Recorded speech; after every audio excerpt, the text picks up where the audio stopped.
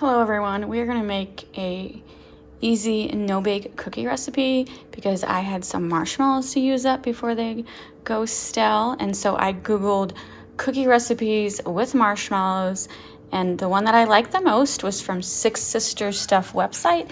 It's easy no-bake Fluffernutter cookie recipes, and I had all the ingredients except for the white chocolate chips. So you need 12 ounces of white chocolate chips, one package, which interesting. This says 11 ounces, and this was the only white chocolate chips I could find, besides the expensive Gerardia, and I didn't want to get that. So we're just going to assume this is an example of shrinkflation. I'm sure a couple years ago these used to be 12 ounces, but now they are 11 ounces. 1/4 cup peanut butter, easy. 1 cup mini marshmallows, 1 cup Rice Krispie cereal, 1 cup salted peanuts. So yes, the only thing I needed to get was the white bacon chips. I had everything else on hand. And so the first thing is we have our baking sheets with wax paper. It's not going to be baked, but that's just to make them on.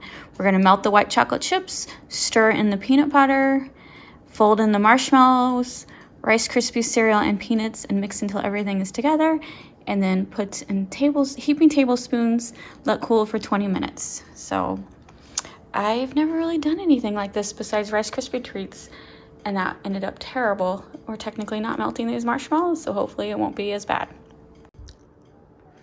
I measured out all the ingredients real quick because I know as soon as I start melting the chocolate, I'm gonna have to move quickly. And then I did notice it said salted peanuts. Mine are dry roasted, so they're not really, they specifically say unsalted. It's what I got. So I don't know. My husband likes salty stuff, but unfortunately I'm using unsalted peanuts. They'll still be sweet. All right, I overthink things, and so I salted these peanuts real quick, which obviously the salt's not sticking to the peanuts, so I don't think it's gonna work, but I just lightly salted them just to be, I don't know. They still taste good. They don't taste salty because it didn't stick, but I tried. This is Mimosa. She's being a little curious. I hope she stays on the stool.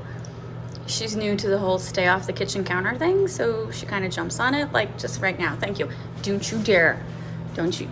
Thank you. Stay on the stool. I get no respect in this house. Mimosa's trying to be clever, but I see you. It took 1.5 minutes in the microwave to get the white chocolate chips at the consistency needed. Now it says to add in the 1/4 cup of peanut butter and stir that until it's all creamy. I absolutely love these little spatulas. You can find like at pretty much like Home Goods and Walmart, all the stores. Okay, I didn't want to put both in there. That was silly. Get that off.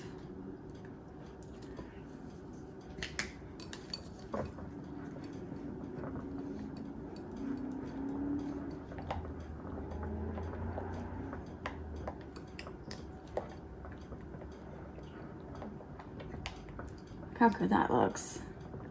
Very good. All right, now I'm gonna add the mixture to this.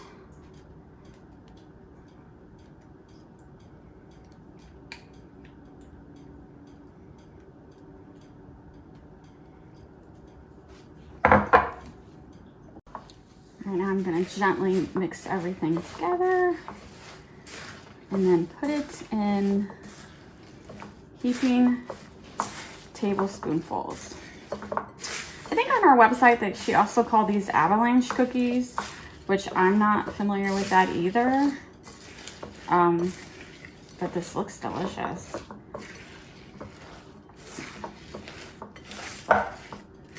And it doesn't say to put it in the refrigerator to let it cool. Just put it, like, leave it on the table. Or in a room safe from your cats, which is my laundry room. All right, I think that is mixed really well, and now I'm gonna put it on the baking sheet. All right, the recipe says it makes 24, so I need to make 12 spoonfuls on each sheet. And you know, I tend to make them too big. So I doubt I get 24.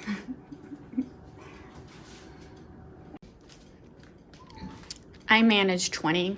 Consistency is definitely not something I'm good at. This is Pepper. I'm just showing her because this is a rarity. She's our feral cat who tends to avoid me and prefers my husband. So for her to watch me on the bar stool is very notable. Hey, Pepper. But yeah, so this has 12 and this has 10. No, did I say that right? Let me count again. This is 12. This is 8. Altogether, I got 20 when I should have got 24. Some of these are bigger, and it says it's going to take 20. The recipe says give it 20 minutes to cool down. So it's basically the chocolate that's going to hold it together, not the marshmallow, because the marshmallow has not melted. And so let me go stick these in the laundry room and then set the timer for 20 minutes and see if it is 20 minutes is perfect or it's going to take longer. It has been 20 minutes and they're still a little sticky to the touch.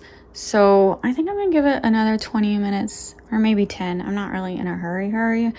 I got all the kitchen cleaned up. So I'll come back in 20 minutes and do a taste test. All right, taste test time.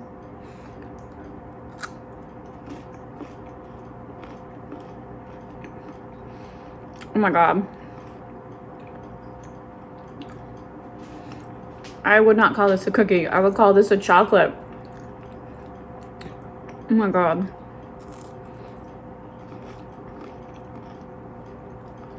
I love this. This would be a replacement for my candy bar addiction. It kind of tastes like a candy bar too. Oh my God, this is so good.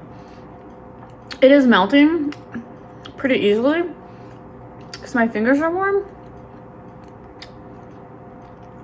I'm wondering if I should store these in the refrigerator. I think I'm gonna store these in the refrigerator. They're so good though. I would definitely make this recipe again.